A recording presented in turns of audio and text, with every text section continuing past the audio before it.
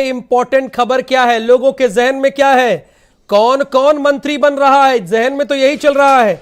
तो कानपुर की मेयर प्रमिला पांडे भी पहुंची हैं। एक खबर आप और नोट कीजिए, लगातार भारत समाचार पर इन नामों का जिक्र हम बता रहे हैं। सतीश शर्मा भी सीएम आवास पहुंचे हैं, अरविंद कुमार शर्मा यानी एके शर्मा भी पहुंचे हैं, असीम अरुण भी पहुंचे हैं, जेपीएस राठौर पहुंचे हैं, अनूप वाल्मीकि पहुंचे हैं। स्वाभाविक सी बात है, बहुत क्लियर बात है, हमारे साथ जो बैठे हुए हैं वरिष्ठ सहयोगी, वरिष्ठ पत्रकार के तौर पर, वो भी यही बता रहे हैं कि अब ये जो पहुंचे हुए हैं सीएम आवास, इनका मंत्री बनना फाइनल है।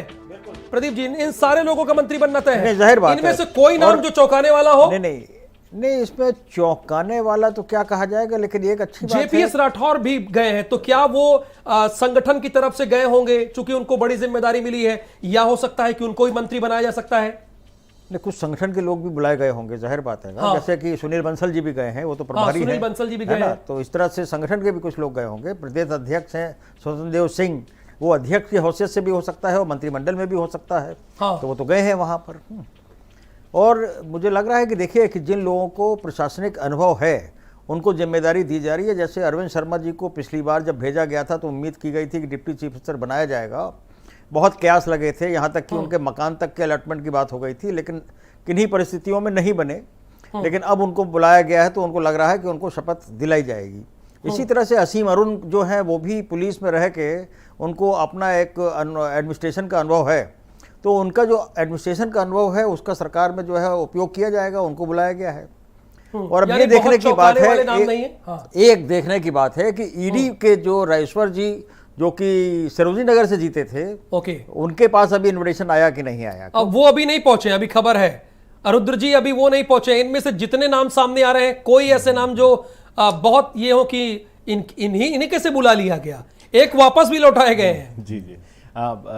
बाकी जितने भी नाम हैं राहुल जी, उसमें अमूमन पिछले सरकार में मंत्री थे। 2 या 3 नाम बड़े इंटरेस्टिंग हैं। एक तो सतीश शर्मा, जिनका आपने जिक्र किया, दरियाबाद से आए हैं, दोनों बार पूर्व मंत्री को हरा के आए हैं। जब पहली बार जीते थे तो राजा राजीव प्रताप सिंह को हराया था, इस बार अरविंद सिंह गोप को हराया है। युवा हैं, दावेदारी मजबूत थी और पहले से बात चल रही थी कि उनको बनाया जाएगा।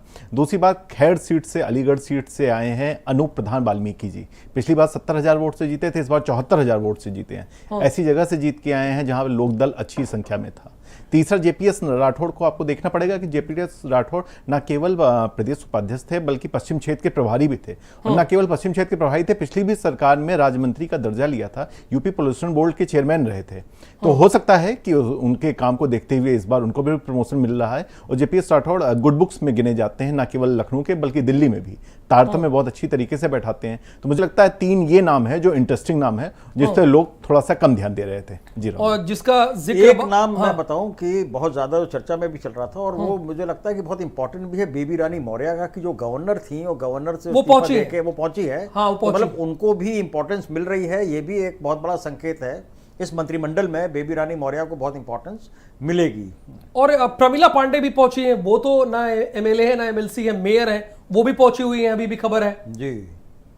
संजय बेचन जी भी हमारे साथ है, वरिष्ठ पत्रकार के तौर पर दिल्ली स्टूडियो से हमारे साथ जुड़े हैं। संजय बेचन जी, जिन्हें जिन्हें मंत्री बनना है वो मुख्यमंत्री आवास पर पहुंचने शुरू हो गए हैं और भारत समाचार पर लगातार उन नामों का जिक्र मैं कर रहा हूं।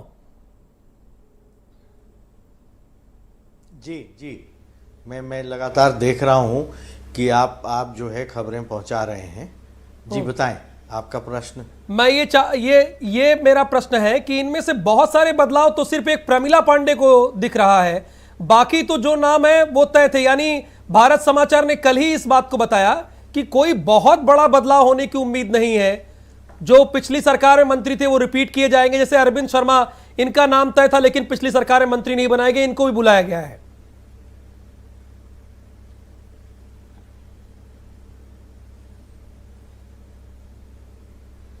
आपका ऑडियो कनेक्शन टूट गया है।